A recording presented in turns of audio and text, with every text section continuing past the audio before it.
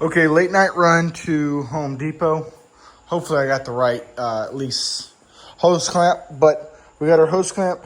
I did find a 20 millimeter. I went ahead and grabbed another 16 just in case. And then I get these M8 flat washers. They should be able to work for these M6s, but we'll see.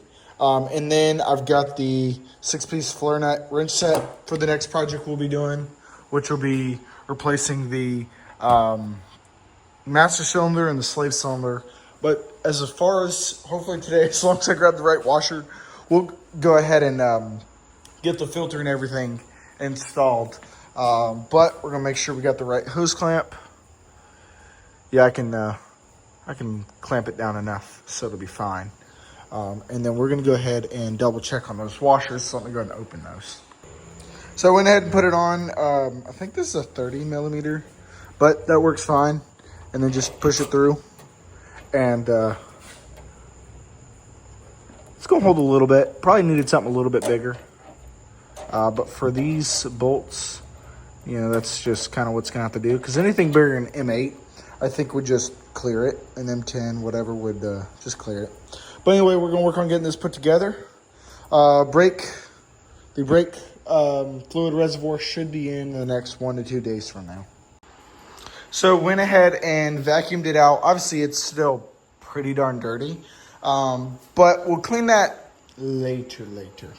Anyway, we're gonna go ahead and get this air filter installed, work on getting the engine bay put back together, and then work on getting those slave cylinder and master cylinder stuff put in.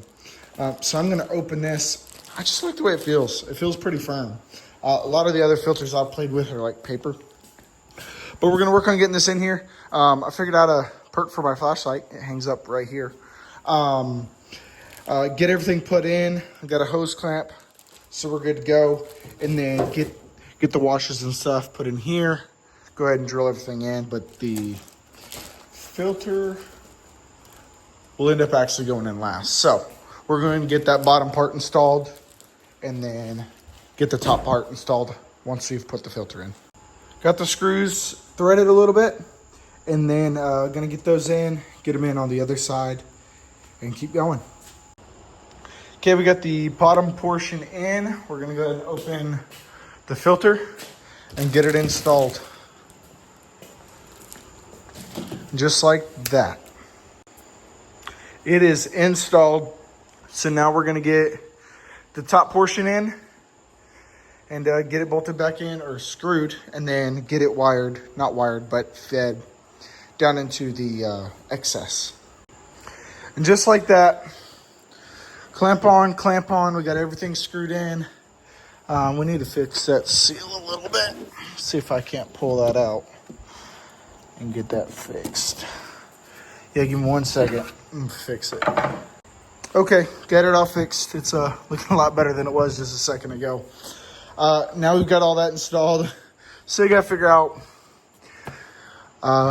wherever this connection is, you know, in this whole pile of everything.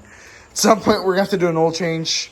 So figure out what kind of oil it takes, get the oil filter lifted up and you know, perform a whole oil change on it. So we'll get to that point sooner rather than later. But we've got it in. It looks factory.